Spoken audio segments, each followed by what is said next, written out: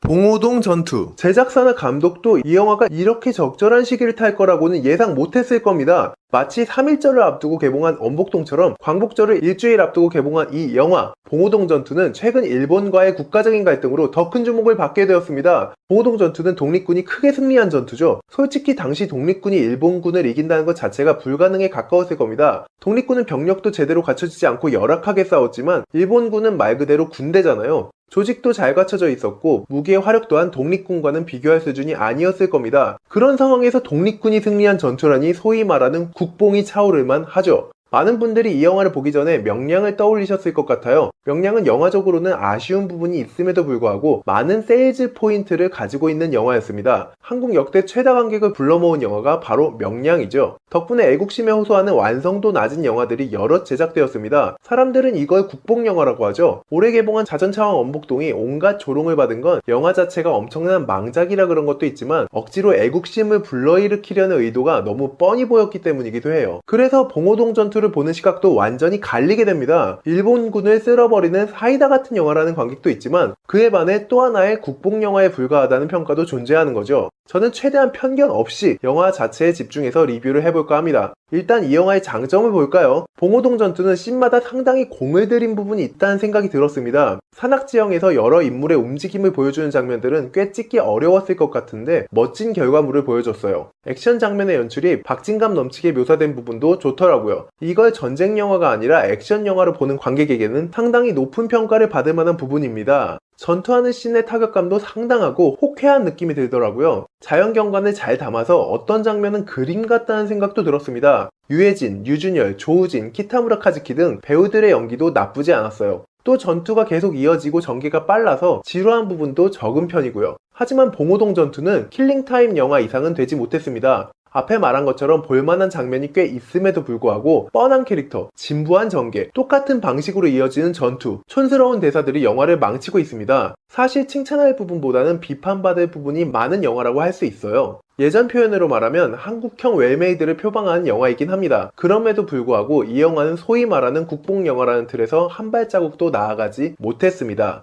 이제부터 말씀드릴 부분은 스포일러가 있습니다.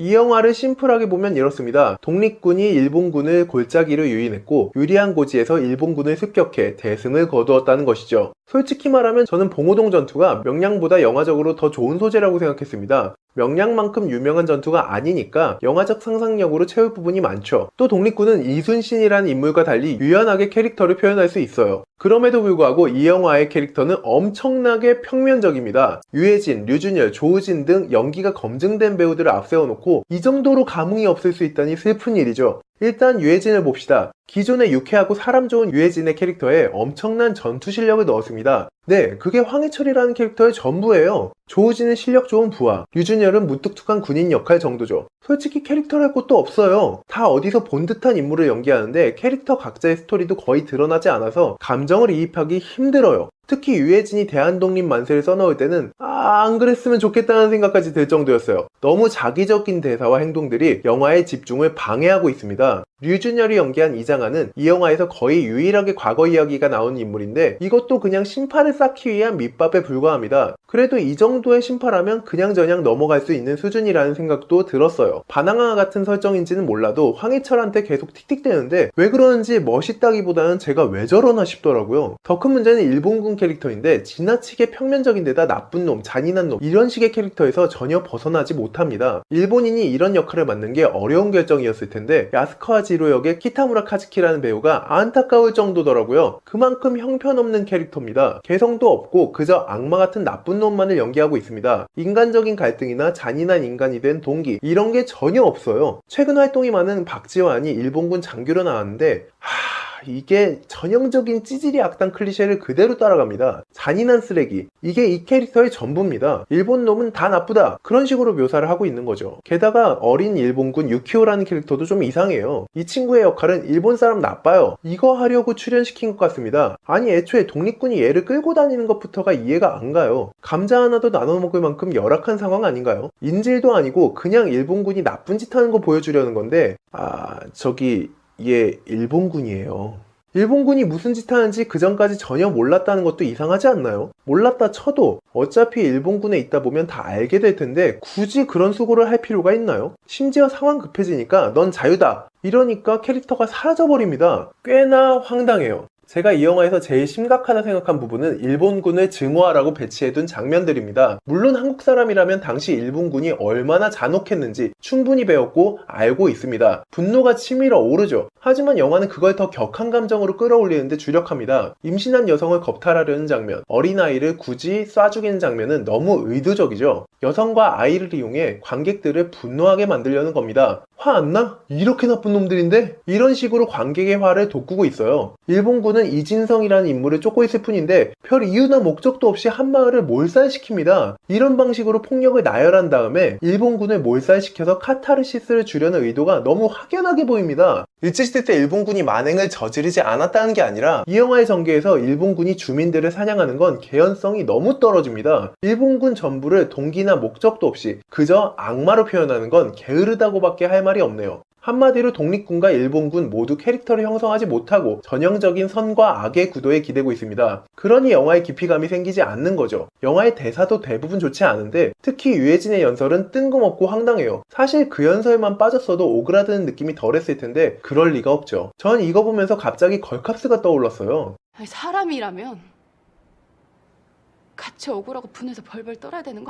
일장 연설을 통해 감독이 하려는 이야기를 유치하게 늘어놓는 건 이제 좀 그만둘 때도 된 것 같은데요. 제일 이상하게 생각되는 건 도대체 이 사람들이 어떻게 뭉쳤길래 전국 8도의 사람들이 하나씩 있는 건지 모르겠다는 거예요. 게다가 방언이 너무 심할 때는 무슨 말인지 안 들려서 좀 당황스럽습니다. 전투의 양상도 좀 생각 없이 만들었다는 생각이 들었어요. 숨어있다가 일본군을 몰살시키는 식의 전투가 계속 이어지는 거죠. 함정을 파놓으면 일본군이 무작정 들어왔다가 몰살당하는 패턴입니다. 무려 3번이나 그런 식의 전투가 이어지니까 설득력도 없고 마지막엔 임팩트도 부족하죠. 똑같은 걸 3번 하는데 임팩트가 있겠냐고요. 엄청난 총알 세례를 피해가며 칼질을 하는 유해진은 이게 독립군 영화인지 슈퍼히어로 영화인지 헷갈리게 만듭니다. 그리고 유해진이 1대1로 칼싸움을 하는 장면은 좀 황당하죠. 이게 서부극은 아니잖아요. 유준열은 또 어떤가요? 이 친구는 집안에서 수리탄이 터지고 포탄을 대신 맞아도 안 죽습니다. 전쟁 영화라면 현실적인 표현이 기본 아닐까요? 이 영화는 전쟁 영화의 기본이 안 되어 있습니다. 차라리 중요 캐릭터 중 한 사람이라도 희생되었다면 현실성도 생기고 관객들의 감정적인 동요를 이끌어낼 수도 있었을 겁니다. 하지만 이 영화는 그런 희생조차 감수하지 않았어요. 게다가 전투 장면의 묘사는 좀 황당합니다. 일반 관객이 봐도 난사하는 기관총에 죽으러 가는 일본군이나 총을 난사하는데 칼 한 자루 들고 가는 유해진은 좀 지나치게 보이죠. 장전이 잘 안 된다고 총을 버리고 칼질만 하는 독립군은 좀 너무하지 않나요? 저 같은 경우엔 다소 과장이 있더라도 영화니까 어지간하면 넘어가는 편인데 이 영화는 약간 심하더라고요. 봉오동 전투는 독립군의 숭고한 희생정신을 앞세웠지만 사실 평범한 액션 영화입니다. 선과 악을 명확하게 나눠서 심플한 구도를 만들었어요. 저는 심플한 거 나쁘지 않다고 생각합니다. 오히려 좋아하는 편이에요. 하지만 그렇게만 다루기엔 슬픈 역사잖아요. 복잡하게 생각 안 하고 나쁜 일본놈 싹 다 죽이는 액션 영화, 이렇게 생각하면 충분히 볼만한 영화입니다. 하지만 전쟁 영화나 역사극으로 보기에는 오히려 의도가 불순한 영화라고 생각합니다. 그냥 관객 많이 받아보겠다고 의도적으로 연출한 장면이 너무 많아요. 이 영화는 일종의 가불기, 즉 가드가 불가능한 기술을 쓰고 있는 것처럼 보입니다. 독립군은 훌륭하다, 일본군은 나쁘다, 이걸 전제로 지극히 단순한 이야기를 마치 선동하듯 보여줍니다. 당연히 독립군의 위대한 정신은 몇 세기가 흐르더라도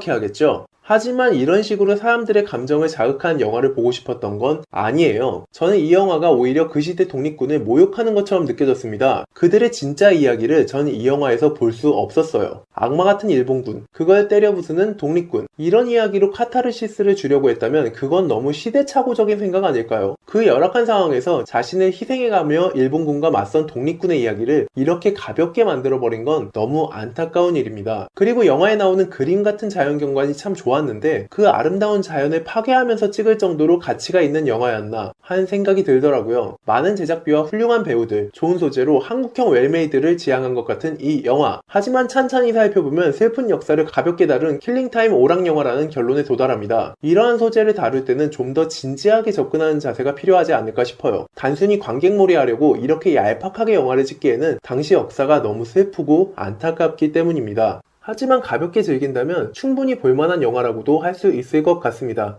여러분은 이 영화 어떻게 보셨나요? 지금까지 흰까마귀였습니다. 오늘도 좋은 하루 되세요. 감사합니다. 섭외하지 말라. 하던 거 그대로 돌려주는 거니까.